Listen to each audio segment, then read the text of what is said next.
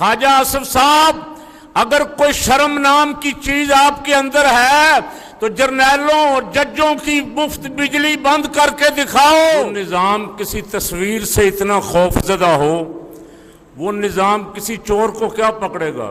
76 سال ہو گئے اسمبلی میں آئین، اور آئین کیا بنتا ہے؟ سبحان اللہ، آئین بنتا ہے بھائی تم نے جو چوریاں کی ہیں وہ کس طرح معاف ہو سکتی ہیں، میں نے جو چوریاں کی ہیں وہ کس طرح معاف ہو سکتی ہیں، یہ ہمارا ایم این اے ہے، اس نے جو فراڈ کیے ہیں یہ کس طرح معاف ہو۔ ایسا آئین بناؤ جو ان سب چوروں کو پناہ دے دے۔ پچھلی 16 مہینے کی حکومت میں یہی ہوا نا۔ نیب ترامیم جس کا کل کیس تھا سپریم کورٹ میں، وہ نیب ترامیم کا کیس تھا، حکومت نے ترامیم کی، وہ سپریم کورٹ میں چیلنج ہو گئی۔ ان ترامیم میں سے ایک ترمیم یہ تھی کہ 50 کروڑ روپے کی بدعنوانی جو ہے وہ نیب میں چیلنج نہیں کی جا سکے گی، یعنی 50 کروڑ کی ہیرا پھیری، چوری ڈکیتی سرکاری خزانے پہ جائز ہے۔ یہ آپ نے سب سنا ہوا، میں تو یاد دلا رہا ہوں آپ۔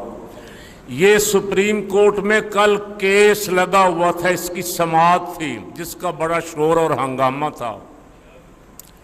ایک تصویر دکھانے سے ڈر رہے تھے، پہلے لائیو چلتی تھی ساری کارروائی، وہ لائیو بھی رک گئی، کل لائیو بند ہو گئی۔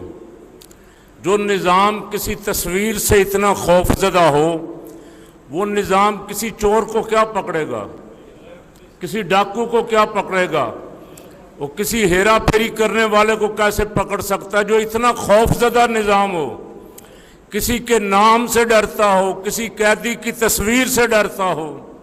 یہ ہمارے ہاں کل کیس لگا ہوا تھا اور جس کی سماعت ہو رہی تھی، لیکن لائیو کوریج روک دی گئی۔ کون بنا رہے ہیں آئین؟ کون بنا رہے ہیں؟ خواجہ آصف صاحب۔ آئین کون بنا رہے ہیں؟ اون چودھری صاحب۔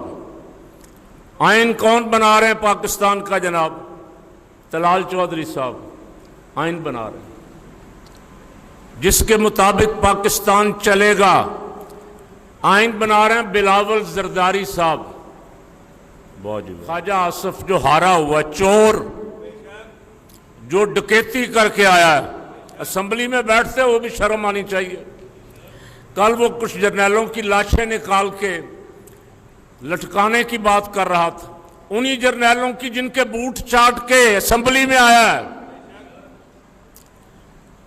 یہ ہمارا دستور بنا رہے ہیں، جن کی بنیاد ہیرا پھیری، جن کی بنیاد ڈکیتی، جن کی بنیاد چوری، جن کی بنیاد اسلام خلاف مخالف، وہ ہمارا دستور بنا رہے ہیں۔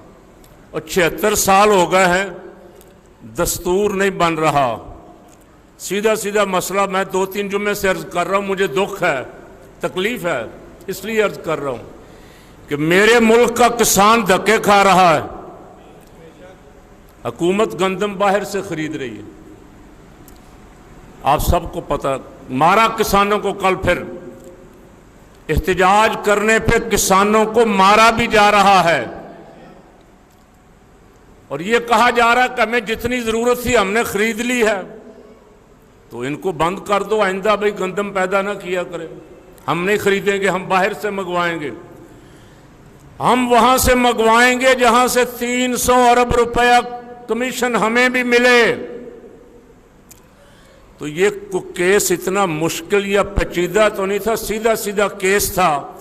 سپریم کورٹ نے کل جس طرح فیصل واڈا پہ سو موٹو لیا نا، اسی طرح ایک سو موٹو لیتا کہ بھئی یہ گندم باہر سے منگوانے کا آرڈر کس نے دیا ہے، اور 8 دن کے اندر اندر اس بندے کو، خواہ وہ کوئی بھی ہوتا، اسے لٹکا دیتا۔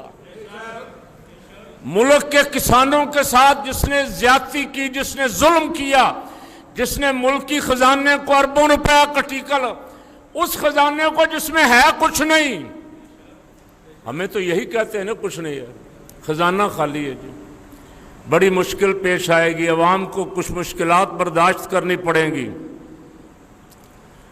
ابھی پچھلا پورا ہفتہ ہمارا کشمیر، ہمارا تو ویسے سارا ہی ہے لیکن کچھ آدھا دشمن کے قبضے میں ہے۔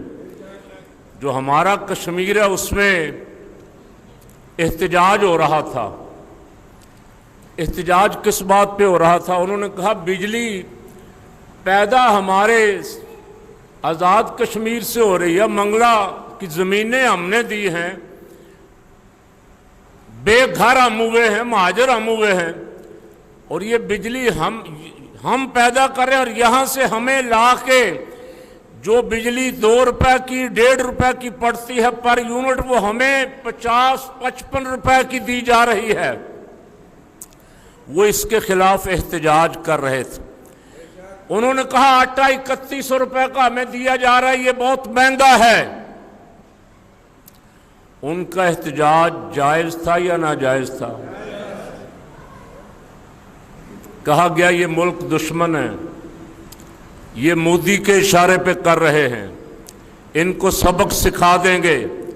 وزیر کئی دن تک تو یہ بولی بولتے رہے، طاقت کا استعمال کیا، گولی چلائی، کچھ بندے شہید ہوئے، لیکن جب وہ لوگ احتجاج سے باز نہیں آئے، ڈرے نہیں، بھاگے نہیں، انہوں نے پورا کشمیر بند کر دیا۔ تو اب وفاقی کابینہ نے منظوری دی ہے جی بجلی وہاں پر یونٹ 3 روپے کی دی جائے گی،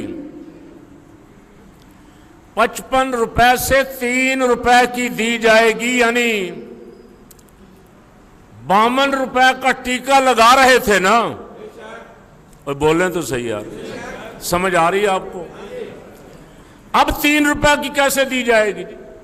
200 یونٹ سے کم 3 روپے کی، اور 200 یونٹ سے زیادہ 5 روپے کی، اور اس سے بھی زیادہ ہوگی تو 6 روپے کی۔ تو ہمیں کتنے کی دی جا رہی ہے؟